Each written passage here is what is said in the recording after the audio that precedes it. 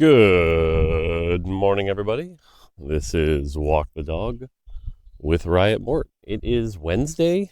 It is rainy and wet, and about 5:45 a.m. and I'm tired. I participated in an optional Riot thing yesterday, and it was fun. It was.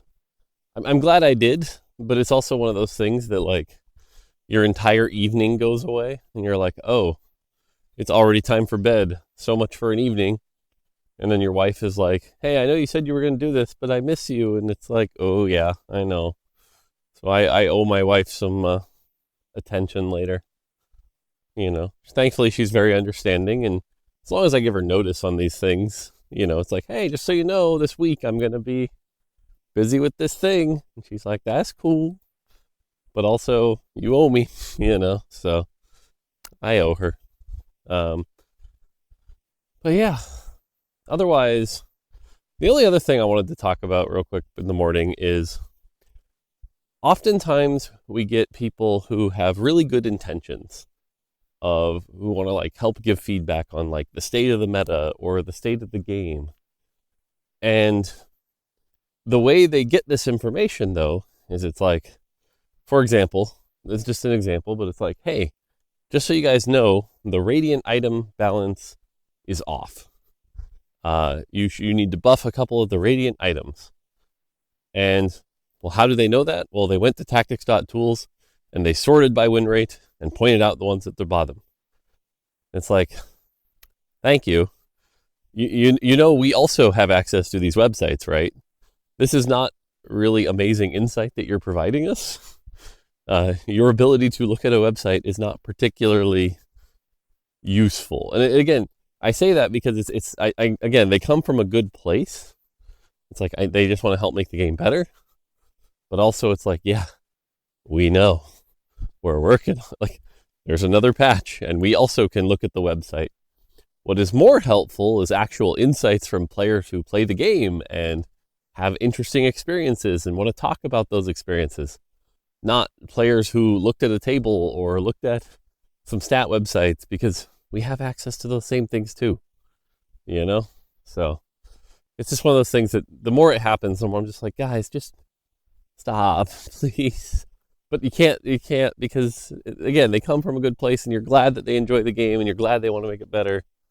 But it's sort of the Office Space thing where it's don't forget to put cover sheets on your TPS reports, and he gets told 4 times. It's yeah, don't forget to go to the radiant item balance and sort and make sure you buff the ones that are yeah, I know. Thanks. So, anyway, this is totally not related to anything that happened yesterday. Okay. First question, do you think we will ever repeat sets? So this question, the person was sort of asking let's say we get all the way to set 50. Do you ever think we will repeat sets and just be you know what, screw it, back to the original? And the answer to this is no, but yes. No, but yes. Do I ever think we're going to be this is the exact same set and yeah, we'll modernize it? No, I don't think we will, actually. I think that's what revivals are for. Revivals are already kind of that. And the idea that we would take the exact same sort of set with the exact same champions and just even just modernized, I don't think so, right? Let's say, I don't know, let's pick set 3, Galaxies. And do I ever think set 27 could be Galaxies 2? Or even just just Galaxies itself again with the same champions and traits, but slightly updated? No, I don't think so. I really don't. But what I do think can and already has happened is we will use similar themes with a very different spin. And some examples of this kind of already happening are, set 1 was Runeterra based, set 9 is Runeterra based. And set 16, if you believe the roadmap, looks to be Runeterra based. So, that's Runeterra. But even ignoring Runeterra, it's set 6 was kind of arcane themed. Set 13 was kind of arcane themed, right? And I feel that's what you'll see It's like, will Star Guardian ever be in another set? Probably, But like, let's say we wanted to go back to elements and do an elements thing again. Would it be exactly elements? No, but would it be a completely different spin with some of the same skin lines? Yeah, for sure, right? Like, that's, I think, what you're more likely to see, right? So it's like, if anything, imagine you pick a random set theme, like here, we'll pick randomly set 5. Set 5 is light and dark, the battle of good and evil, reckoning. And now it's set 25, and it's time to do a different battle of good and evil.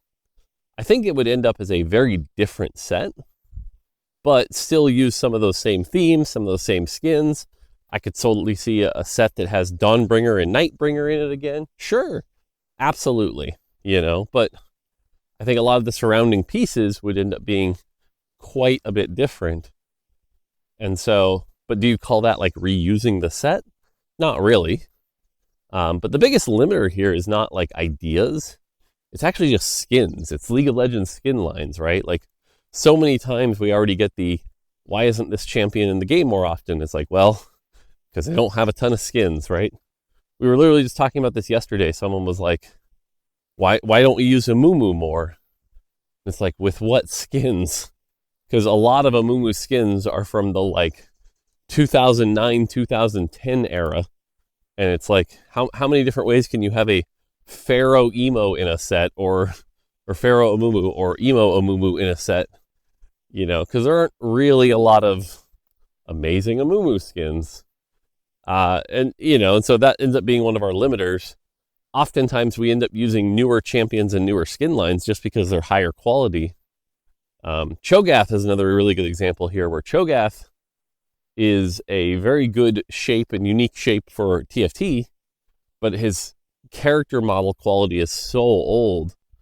And then combined with the fact that like he's only got a couple moves and his skin lines are pretty whatever. So it's like, you can only really use Cho so many different ways.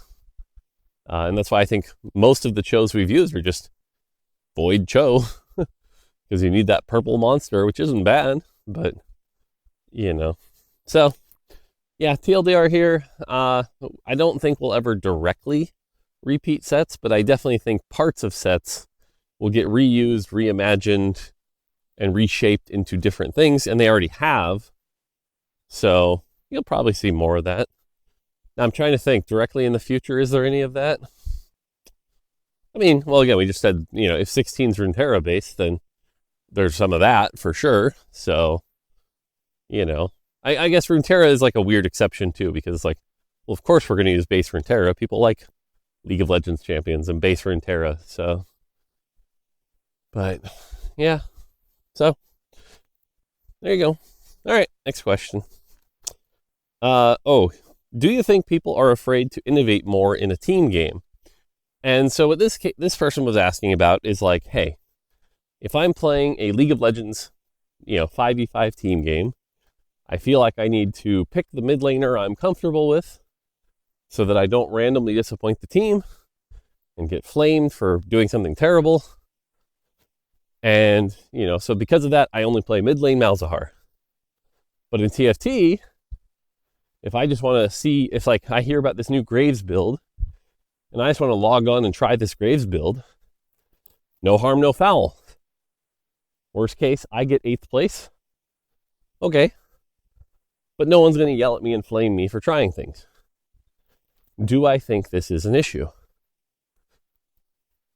The short answer is yes, but the longer answer is, what could you do about it, right? Like, there's like an interesting study here about the dynamics of people. But yeah, when you're playing a solo game, doing actions that only affect yourself are easier. This is true. And even like ARAM, right? Like, or what was the new mode that came out recently? I forget the name of it now. Brawl, where you could pick your champion on that tiny map. Like, it takes a while to learn things, and people have expectations of you. And especially in a competitive game that's been out for a while. I look at like World of Warcraft, for example. And it's like, that game's been out so long that everyone's expectations of you is like, hey, here's this dungeon. You need to already be this item level, have ran it 10 times, and know everything about it. And it's like, how? So, yeah, I mean, I do think this is an issue. I do think this is a challenge for sure. I'm just not sure how you'd solve it. Like, infinite possibilities. You would do something like, queue up by experience rating. And it's like, hey, I'm picking a champion that I've never played before. And I want to play with other people who are picking a champion they've never played before. But the risk with something like that is you can only do something like that in a game that already has an extremely healthy player base, because you're splitting your queues already, right? It's like, think of it this way. If you have 100,000 people playing your game and you already say, okay, I only want to play with people who are playing at the same time as me, well, that might shrink it down to 30,000 players. And I only want to play with people who are the same skill level as me. Well, that's going to shrink it down to 8,000 players. And now I only want to play with people who are playing on the same experience level as the champions as me. That's going to lower it down to 2,000 players. And I only want to play with people who are willing to play a different role than me. Well, now you're down to maybe 1,000 players, right? Like, every search parameter you put on a queue lowers the amount of people you can play the game with. And if you don't have a ton of players, you would have a dead queue, right? And so those extra queue restrictions to try to make that happen would be really, really tough. You can actually see some of this in like the lesser played modes of games like League, but yeah, it's an interesting theory. Like, again, the statement you're saying is true, which is, yes, it is harder to innovate in team games. But again, I just don't know an action you could take to solve this. It's just human nature. So, not the most satisfying answer, I know, but I agree with your hypothesis. It is also one of the reasons why that I actually, we talked about it in the 4v4 thing, where it's like, do I think 4v4 could work for most players? No, I don't. For one of this exact reasons, right? Like, it's my first time playing the Graves comp, guys, in the 4v4. Screw you, pick a comp you're familiar with. Stop forcing, like, oh God. It'd be awful. So, yeah, it's a thing. All right, next question. What is the ideal patch cadence? Ooh, so this obviously comes up all the time, especially at the start of a set, where it's like, hey, we noticed this issue with the set. We think you should be patching it faster. Some of our most engaged players wish we could patch every day. Some of our players, are like, you patch too much. We've talked about this before, that we've sort of self-selected into people who like frequent patches, but frequent patches also mean you don't have time for the meta to develop. And lately, as we've gotten better at balance, when you hit these balanced states in the game, like 14.4, 14.5, set 13, things like that, you do see metas develop. And if you're patching all the time, you don't have time for that to happen. So the question is, what is the ideal balance frequency? Now, the person asked if I could just snap my fingers, because one of the things here that's the immediate blocker is how long it takes to ship a patch, right? Like, right now, we have to do all the QA process, the setting up process, like the localization for patch notes, et cetera, right? Like 14.6 is already locked. 14.6 comes out in, a week.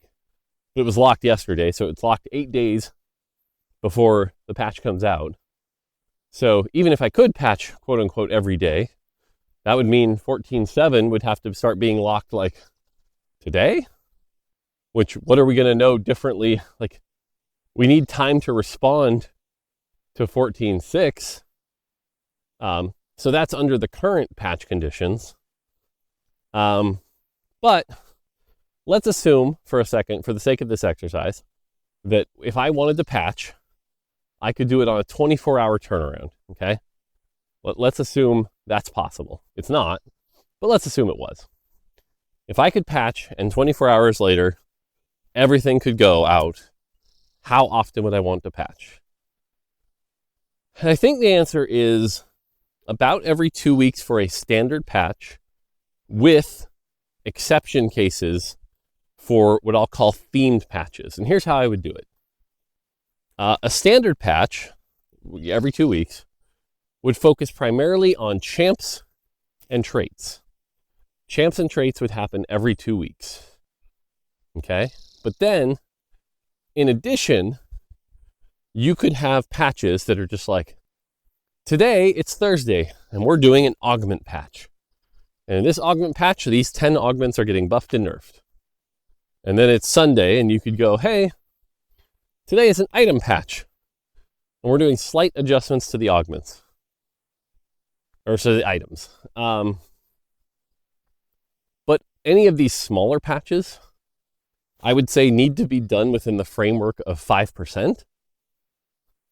You know, even the more I say this out loud, though, it's like, no, it could work. So the doubt in my head is like, nobody wants to play a game that's changing every other day. But if the changes are like, hey, this rare augment you see once every 50 games now has 3 less starting gold, that's not a big deal. That's not a big deal. But, yeah, man, the work involved, I keep going back to the work of like preparing all these patches. Because even though from a player perspective, you guys shouldn't care about the amount of work it takes, still is the dev cost time. It's like, do I want my team spending their time patching every single day? Probably not. I really don't. And I look at like the current meta, right? Like, if you look at the current meta, it's not perfect, right? Like, Echo needs buffs and Darius needs buffs and things like that. But do I really need to like rush that out there? I don't know. I don't think so. I guess what would really be good, I think, actually, is no, because man, TFT is such a hard game. Now you're getting me down the rabbit hole of like TFT is such a hard game to balance. And it's like, I want to look at a champion like Graves for a second. Like, you look at the Graves buff that we just did last patch, and it was barely anything. It was not that big a buff.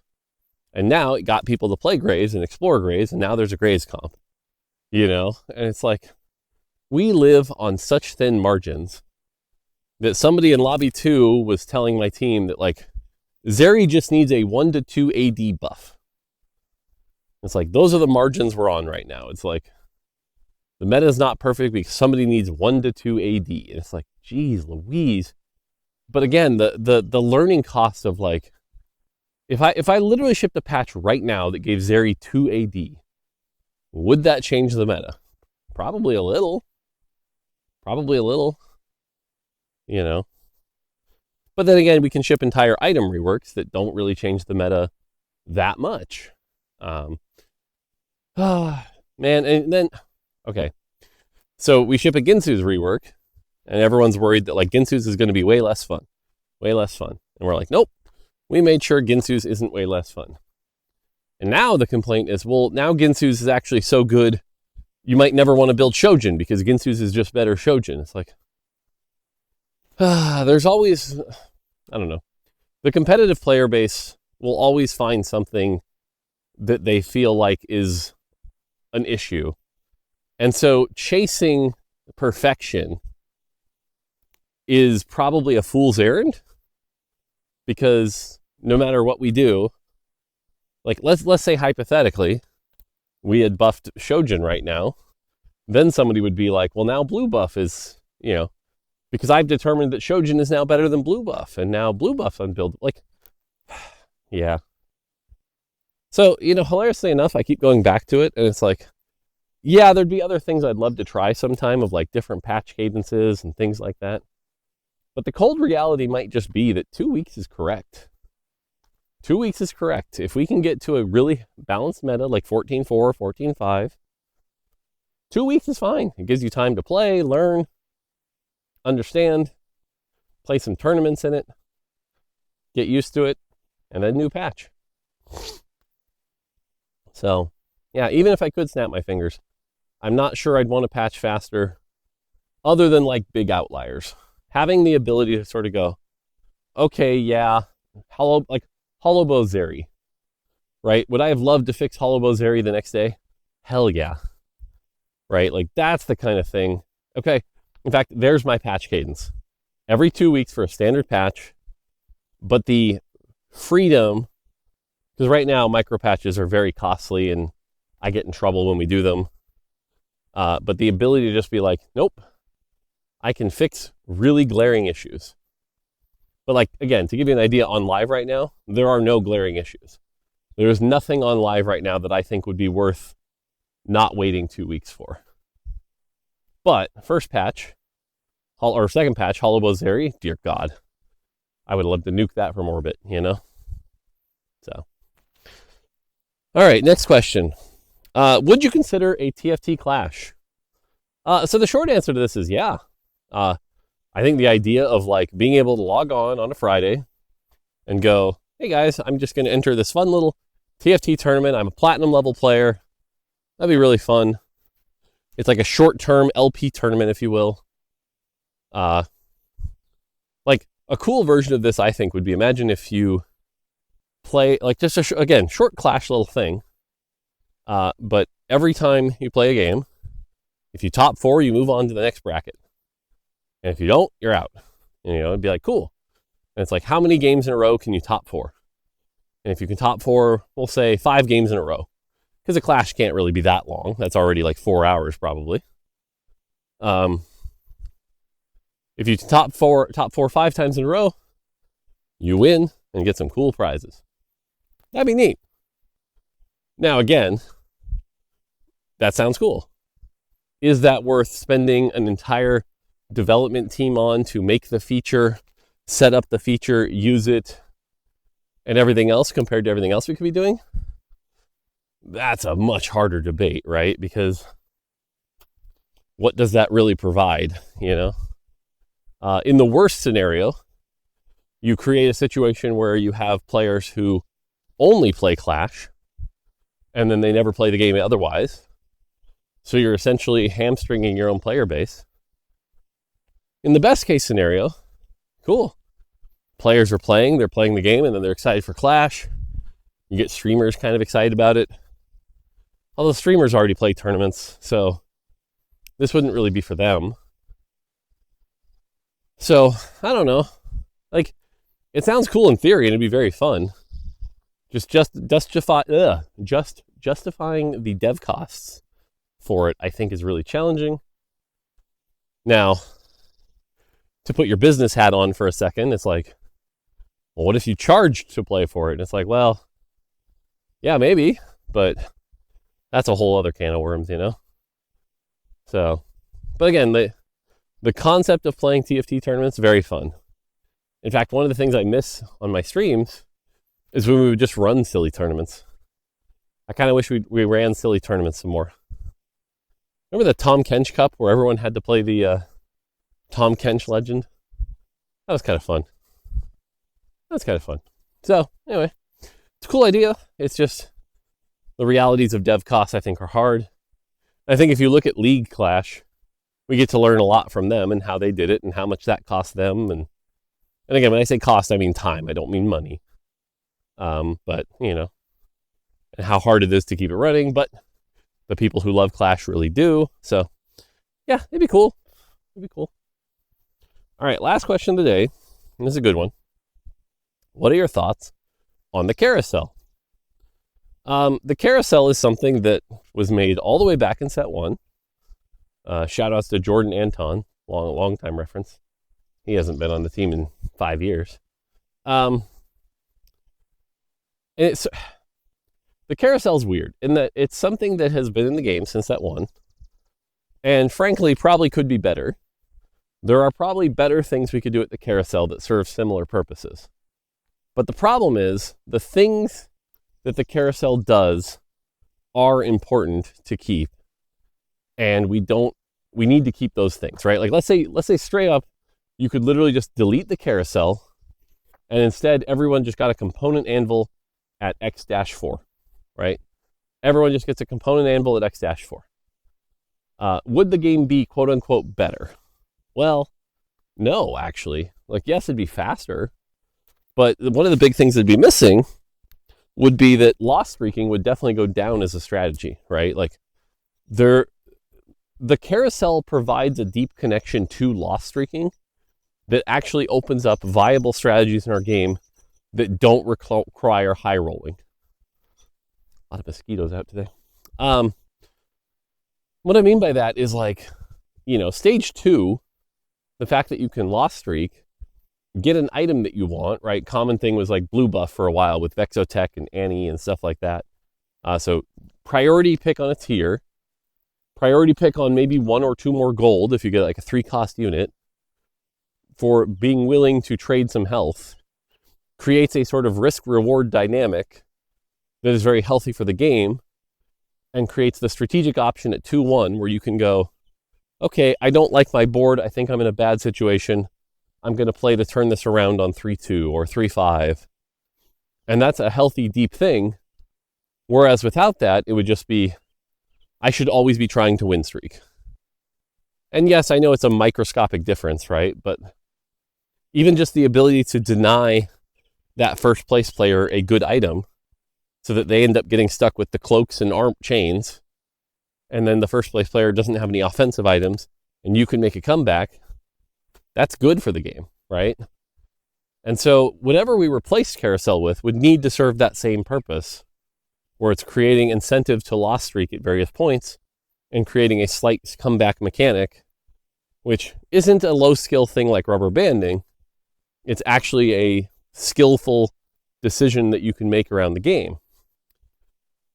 So if we have to keep that, well, then we end up with like, okay, let's make up a fake thing. Let's imagine instead of a carousel, everyone stands in a line and nothing's spinning, and you just take turns one by one using your mouse to click on the unit you want and pick it. And it's like, would that be better? Yeah, sure, a little. Is that better enough to be worth changing something that's been in the game for 6 years? Probably not, right? When you're making a change in the game, there's 2 things you run up to. The first is called change aversion, which is, right, like someone might go, hey, this is not what I'm used to. This is rough. I'm going to quit playing the game. And so any change you make to the game is risky. I think the Ginsu's change kind of shows that, right? It's like, you're changing my favorite item. I'm going to quit, even if the item actually is better. Those initial reactions that we saw from Ginsu's are what we call change aversion. The second thing is that generally, if you're going to pay a dev cost to make this change, you need a return on that time that you've paid, right? And so the game, like, imagine you spend a month making this change on carousel. What you ship needs to make the game enough better than compared to something else you could have been doing with that month. And so in that carousel example I listed, where it's like, now everyone just clicks on a unit. Is the game that much better? No, probably not. Probably not. There's probably a lot of better things I could be doing with that month. And so I think that's the biggest challenge with the carousel, is coming up with something that serves a lot of the same purposes, but is better enough to warrant the cost. That's been the tricky part. Because there are definitely parts about the carousel I don't like, right? Like the fact that it's the one thing in the game that requires dexterity and movement. If people accidentally pick things on the carousel all the time, that's not good, right? Now, there are small quality of life things we could do for the carousel. Here's an example of something I think we should have done ages ago, but I'll call it out. I actually believe that on the carousel, on mobile or PC, instead of clicking where you want to move, you would click on the unit you want. So like, let's say you see a tier Jinx on the carousel. You right click the Jinx tier, it highlights, and then your character will run in a straight line to that, ignoring all other collision. So you just get the ability to straight line run to it, right? And so this way on mobile, you don't have these accidental clicks. It's just like, click the thing you want, your character will run to it. If it gets picked up, click a different unit, run to it, no problem, right? That's a slight improvement. But even that, is that really going to make that big a difference? A little. So I think it would make enough of a difference that personally I would ship that. But has that hit the priority bar? And are there maybe better solves than that one? Maybe. I'll be honest, I can't say I've thought deeply about that potential thing, but that's also still the carousel, right? Like that's still the carousel, just we removed the chance of accidental pickups. Okay. But literally replacing the carousel with something else, it'd have to be an amazing idea that serves that same loss streak retaining purpose, which is tough. So for now, I think what I'll say is we kind of lucked into the fact that the carousel is good for the game. It serves a purpose. It's fine. We've actually, over the years, removed a lot of the variance in the carousel. Every carousel now basically has one of every component. So, because we even finally got rid of the stage 3 random one. So, yeah, I don't know. TLDR, probably not going anywhere for a while. All right, it's 31 minutes in. I answered a lot of questions today. I did good. Today's playtest and meetings, the optional thing, generally good stuff. So should be a standard day. Standard day of work. It's Wednesday. Soon it will be Friday. Oh, Friday is the Magic pre-release. I get to do the Final Fantasy Magic pre-release. That'll be fun. And then Saturday I'll see you guys for streaming, which will be great. So, all right, that's going to do it for me. I'm going to finish my walk, get out of the rain, all that fun stuff. Until next time, take it easy.